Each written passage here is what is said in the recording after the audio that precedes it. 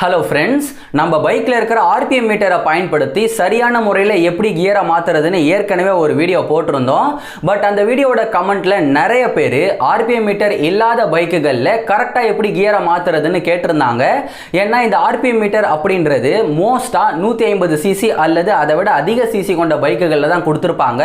But பெரும்பாலான 100 CC 110 CC 125 CC கொண்ட பைக்குகளில் பார்த்தீங்கன்னா அதிகபட்சம் இந்த ஆர்பிஎம் மீட்டரை கொடுத்துருக்க மாட்டாங்க. ஸோ இந்த வீடியோவில் ஆர்பிஎம் மீட்டர் இல்லாத பைக்குகளில் கரெக்டாக எப்படி கியரை மாற்றுறதுன்னு பார்க்க போகிறோம். நான் சொல்கிறேன், இந்த மெத்தடில் கியரை சேஞ்ச் பண்ணாலே கண்டிப்பாக உங்கள் பைக்கோட இன்ஜின் லைஃப் நல்லா இருக்கும். முக்கியமாக உங்கள் பைக்கோட மைலேஜ் தாறுமாறாக அதிகரிக்கும். வீடியோ ரொம்ப இன்ட்ரெஸ்டிங்காக இருக்க போகுது. வீடியோவை கொஞ்சம் ஸ்கிப் பண்ணாலுமே சுத்தமாக புரியாது. ஸோ வீடியோவை ஸ்கிப் பண்ணாமல் கடைசி வரைக்கும் பாருங்கள். இப்போ வீடியோக்குள்ளே போகலாம். இப்போ நான் முதல்ல சொல்ல போகிறது 4 கியர் இருக்கிற 100 சிசி 110 சிசி 125 சிசி கொண்ட பைக்குகளுக்கு தான். ஸோ இப்போ ஃபர்ஸ்ட் பைக்கை ஸ்டார்ட் பண்ண பிறகு 0ல் இருப்போம். அதுக்கு அடுத்தபடியா முதல் கியரை போட்டு பைக்கை மூவ் பண்ணுங்க. குறைந்தபட்சம் 10 km/h, அதிகபட்சம் 15 km/h ஸ்பீடை ரீச் பண்ணதும் செகண்ட் கியரை போடுங்க.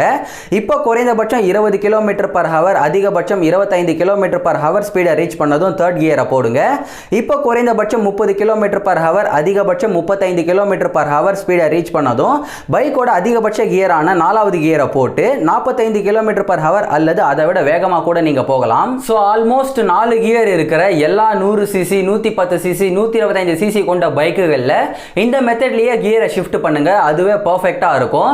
ஒருவேளை உங்கள் பைக்கில் குறைந்த சிசிலேயே 5 கியர் கொடுத்துருந்தாங்கன்னா இதுக்கு முன்னாடி சொன்ன மாதிரியே 4 கியரை போட்டுட்டு 5வது கியரை குறைந்தபட்சம் 40 km/h ஸ்பீடை ரீச் பண்ண உடனே 5வது கியரை போட்டுருங்க.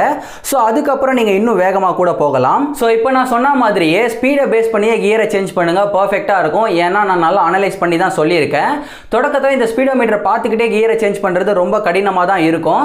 பட் போக போக பழகிருச்சுன்னா ஸ்பீடோமீட்டரை பார்க்காமலே நீங்கள் ரொம்ப கரெக்டாக கியரை சேஞ்ச் பண்ண பழகிடுவீங்க. பட் இங்கே முக்கியமான விஷயம் என்னன்னா, ஸ்பீடை பேஸ் பண்ணி கியரை சேஞ்ச் பண்ணுறது அப்படின்றது எல்லா பைக்ஸுக்குமே பொருந்தாது. ஏன்னா கியர் சேஞ்சிங் அப்படின்றது ஒரு பைக்கோட சிசி, பவர், ஆர்பிஎம், முக்கியமாக அப்போதைக்கு அந்த பைக்கை எங்கே ரைட் பண்ணிக்கிட்டு இருக்கோம், அந்த மாதிரி நிறைய விஷயங்களை பேஸ் பண்ணி இருக்கு. சிம்பிளாக சொல்லணும்னா, ஒரு பைக்கை ஓட்டும் பொழுதே எப்போ கியரை சேஞ்ச் பண்ணணும் அப்படின்றத அந்த பைக்கோட இன்ஜினை நமக்கு ஃபீல் பண்ண வைக்கும்.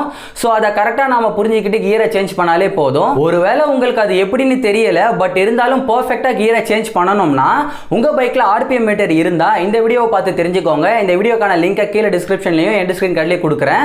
ஒருவேளை ஆர்பிஎம் மீட்டர் இல்லாத பைக்கில் பர்ஃபெக்டாக கியரை சேஞ்ச் பண்ணணும்னு நினச்சிங்கன்னா இந்த வீடியோவில் சொன்ன மெத்தட்லேயே கியரை சேஞ்ச் பண்ணுங்க. அதுவே போதுமானது தான். அவ்வளோதான் இந்த வீடியோ. அதுக்கு முன்னாடி ஒரு முக்கியமான விஷயம், நாம கூடிய சீக்கிரத்தில் ஒரு புது பைக்கை வாங்க போகிறோம். அது என்ன பைக் அப்படின்றத பற்றி இன்னும் டீட்டெயிலாக நாளைக்கு ஒரு வீடியோவில் பார்ப்போம். அது என்ன பைக்குன்னு உங்கள் யாருக்காவது தெரிஞ்சிச்சுன்னா மறக்காமல் கமெண்ட்ஸில் சொல்லுங்கள். யார் கரெக்டாக சொல்கிறீங்களோ அவங்க கமெண்ட்டை நான் பின் பண்ணுறேன். இந்த வீடியோ பிடிச்சிருந்தா லைக் பண்ணுங்கள். ரொம்ப பிடிச்சிருந்தா உங்கள் ஃப்ரெண்ட்ஸுக்கும் உறவினர்களுக்கும் ஷேர் பண்ணுங்கள். மறக்காமல் நம்ம சேனலை சப்ஸ்கிரைப் பண்ணி பக்கத்தில் இருக்கிற பெல் ஐகானை கிளிக் பண்ணி ஆல்ல போட்டிங்கன்னா தான் நான் போடுற எல்லா வீடியோஸ்க்கும் உங்களுக்கு நோட்டிஃபிகேஷன் வரும். நன்றி.